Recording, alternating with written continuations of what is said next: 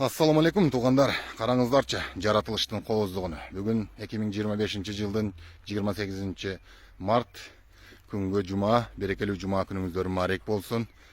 Дуа тілектерді жаратқан Аллахым өзі қабыл қылған болсын. Азыр Рамазан айы, ораза тұтқан оразаңыздарды жаратқан Аллахым өзі қабыл қылған болсын. Сіздерді бізде жаратқан Аллахым ұшыл Рамазанға жеткерген, емкі Рамазанға да барыңыздар сақ саламат жетіңіздер.